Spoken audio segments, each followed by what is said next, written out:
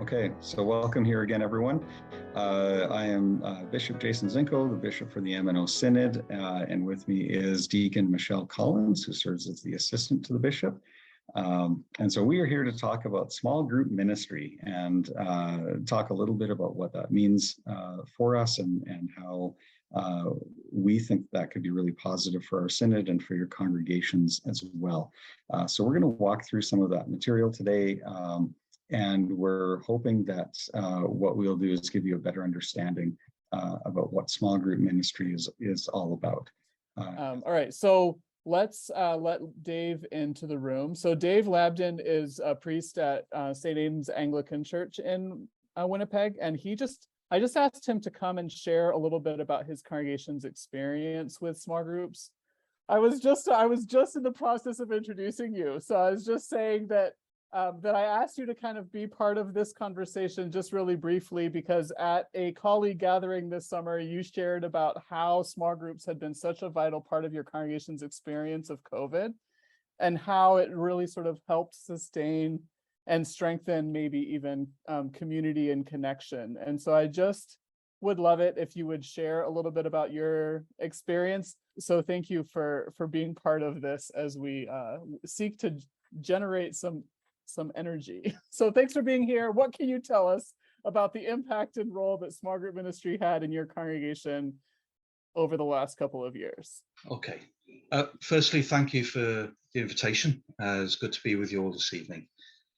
I would just say that I inherited a reasonable state in our church with small groups. There were a couple of small groups that have been in existence for quite a long time, and we had spent a couple of years trying to build up the numbers of small group. And I think just before COVID, we were probably at 60–70% of people who attend the church were either in or connected with a small group.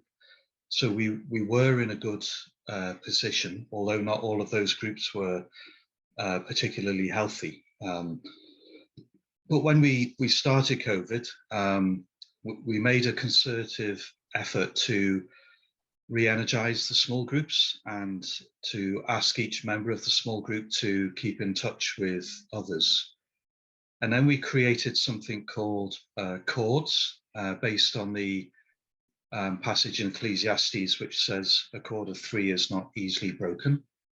And we contacted everybody who wasn't in a small group that we knew about in the church and asked them if they wanted to be in a cord.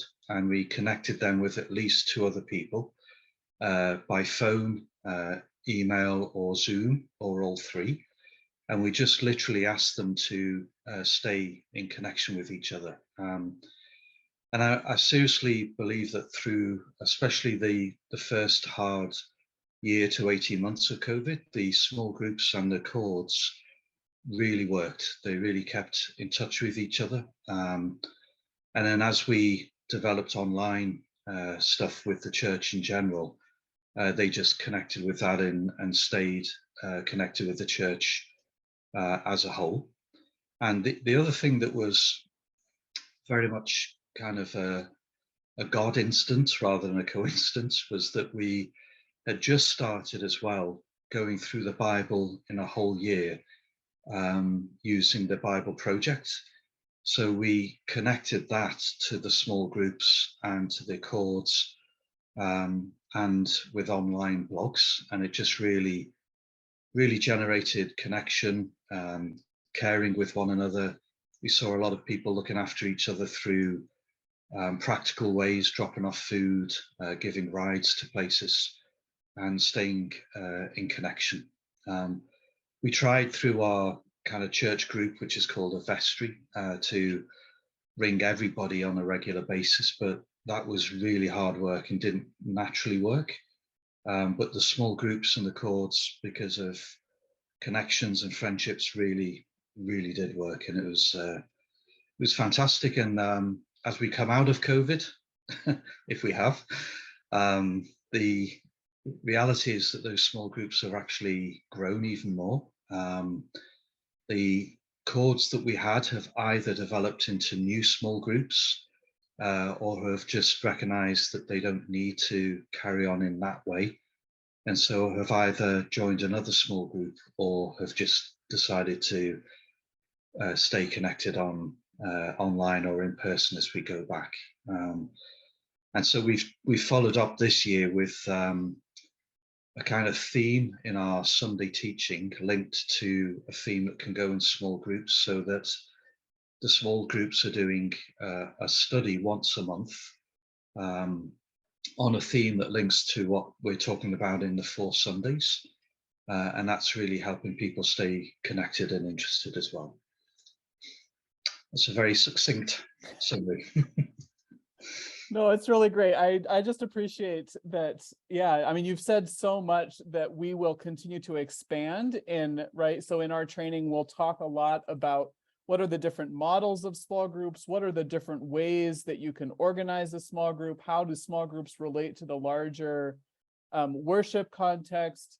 And so there's a lot of like more conversation that we can have, but I hope that what you heard in what Dave shared is how small groups can continue to really deepen and strengthen connection and community. We use that phrase a lot when we talk about the value of small groups: connection, community, and discipleship, right?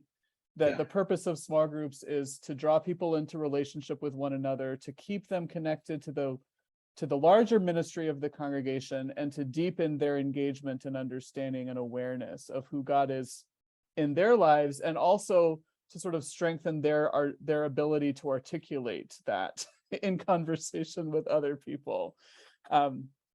So it's good to know that some of our neighbors are doing this, right? We were just talking about, we are not in this alone. This isn't unique. This isn't an obscure idea, right? There's lots of research and experience that says that small groups are a really key part of congregations that are experiencing dynamic ministry. They're not maybe the cause, but they're regularly present in congregations that are experiencing dynamic ministry.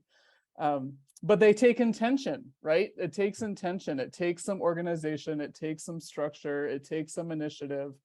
And you don't just get 60% of your congregation in small groups overnight, right? And so we'll talk all about that, right? We've set it up really well. You've set us up well, Dave. Thank you so much for being here. Yeah, and just... Dave, I just wanted to point out too, thank you again for being here as well. But what you said, I think really addresses what some people are afraid of about small groups, is that they become an either or with worship, almost as if they're competing. But your story really highlights that it was your small groups that really reinforced and brought together and strengthened your worshiping community. Yes. And built up the whole church. So it wasn't really competing with, but actually working with and helping to develop your worshiping community. Absolutely. And I would just add 2, I think, very important points. One is that there are 3 lay members of our church that act as leaders over the whole small group setup. So it's not a burden to me personally as the pastor, the priest of the church. And what it also helps is massively with the pastoral care, with the small group leaders themselves and the leaders over the small group. An awful lot of practical pastoral care happens that would normally fall on my toes that now doesn't. And it's led to a desire for people in the small groups to be trained more in pastoral care. So we're following that up with Stephen Ministries training that actually starts right now tonight. So yeah. All right. Yeah. Well, thank you so much for kind of, just giving us a little bit of a snapshot of kind of how small groups look in practice and the impacts that they can have in a congregation, particularly in these times when gathering is a little bit, people still have all sorts of caution around large group events. And so small groups are a really great way to take a step into staying connected with one another. So going ahead, as Deacon Michelle said, we have the dates there for our training that's coming up. We have committed to paying for resources for congregations. So if there's, a couple of things that have to get purchased, that we can do that. we will be kind of advertising and things like that and helping with how to advertise within your own congregations. And a piece of that will be, it'll be important to talk to your pastor or worship leader as well, to let them know if you're taking part in this, that becomes a regular piece of your announcements, of your correspondence that goes out to your membership, that, hey, we're taking part in this. This is what it's about. Here's when it starts. And try to build some of that ongoing communication about the plan and about what it is that you or our small group leaders are up to, so that congregations can latch onto that and kind of get swept up with some of that momentum. So that's what we're hoping.